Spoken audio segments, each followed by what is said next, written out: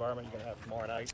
Yeah, I think it's gonna be a lot of fun. When with the fans like this and best fans in the country and a stadium like this, it's gonna be fun, especially with the matchup number 1 and number 2. So people are gonna want to come out and see that, and I'm really excited. And I know the whole team's excited, so it should be a lot of fun. I know the old cliche is the approach stays the same, but how can it be given what's at stake and given the magnitude of this? Yeah, it's gonna be tough to keep the same approach, but you got to. You got to have the same mindset going into it, and you got to have the same approach as you always do every weekend.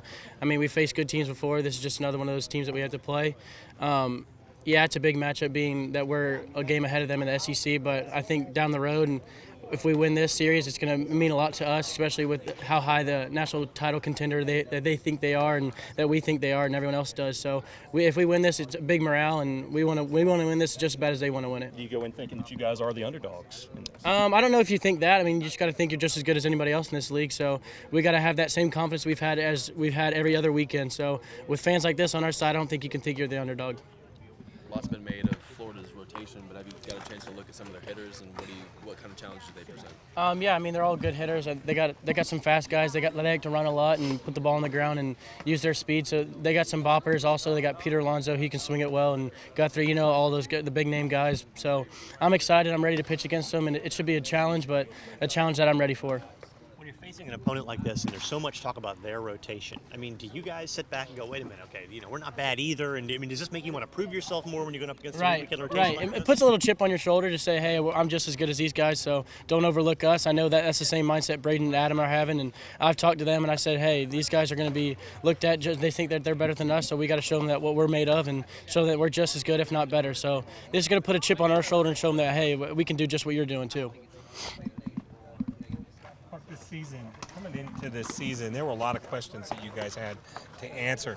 How have you responded to that? How have you kind of put aside what happened last year to achieve what you've been able to this year? I think we've done it in a well way just by winning the games that we've won and putting our team on the map like this. We've always had a winning program here at South Carolina, and last year we didn't meet the expectations that we wanted to meet, and this year I think we're doing just that and coming back and bouncing back and saying, hey, that we're still a winning program. We just had a rough year last year, and we're going to come out here and we're going to win the games that we need to. And this weekend's big for us too, because it just shows you that, hey, this is not just a fluke. We can win any game that we can when we're playing at our best. Even this year, you guys have responded pretty well to adversity. What are some of the key factors that cause you to kind of bounce back when things go wrong? Definitely. I think that's the biggest thing that you can see about a championship team is the way they can bounce back when things aren't going their way. And I think we've done that before. We've won games when we were behind and we weren't swinging the bat well or we weren't pitching well, and we found ways to win. That's the biggest thing.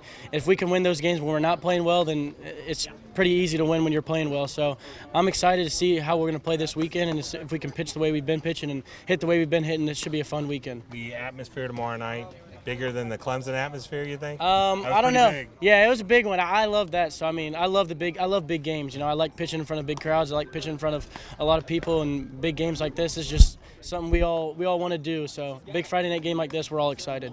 When you've got a defense going behind you the way you do, just like they do, how much more relaxed are you on the mound, knowing that if you can keep it in the park, you're going to have a chance that somebody's going to make a play? Yeah, it's you get a lot more comfortable when you have a defense like this. I think the fielding percentage is some ridiculous number. So these guys behind me, they're amazing. They dive for every play. They want to keep it in the infield and the outfield. They're going to keep it from doubles and stuff like that. So I'm blessed to have a defense like this behind us. It takes a little bit of load off your shoulders, especially when you don't have to strike everyone out. You can just put the ball in play, let them ground out or pop out when you have a defense like this. So it's good to always have a defense like this behind you. How much have you and Jerry already talked this week about a pitching plan? We've talked a good bit. We talk every week. Especially with the midweek, he likes to focus on the midweeks first. He doesn't want to just jump to the weekend. So he likes to. I'm always looking at their scouting report and looking at their hitters, but I have to wait for him to finish after the midweek. So this week it was lucky we didn't have a midweek. So we got to talk a little bit earlier about what we're going to do with these hitters and how we're going to go after them. Is it a positive to have more time to think about it compared to maybe in just a day or two? Yeah, it's a positive, you could say, but I think it's about the same. Whenever you're looking at scouting reports and you're getting prepared for your next start, I think it starts the day after your last start. So whether you have a good start last week or a bad start, you wipe it and you get ready for the next one. And what does the scouting report tell you? Well, they got a good team. Everyone knows that they can swing it well, they can pitch well, and they're a high-ranked team and they can run. So we're just going to go right at them and attack the hitters the same way we've been doing it the whole year. Is there anything Missouri did in particular to kind of score a few runs off of you, or do you feel like they hit good pitches, or was there something you They were hitting good pitches. I mean, it wasn't one of my best starts, as you can see from the stat line, but they were swinging at good pitches, and they were putting balls in play and finding the barrel a lot more than they usually do. So that's good for them. And wasn't hitting the spots that I need to at right times. I made some big pitches, but not as many big pitches as I needed to. Yeah, I guess everybody expects 3 low-scoring games with these 2 pitching Right. staffs. Does that change your approach at all going into this? Not really. Every time I go out there, especially on a Friday night, you're facing a stud like that.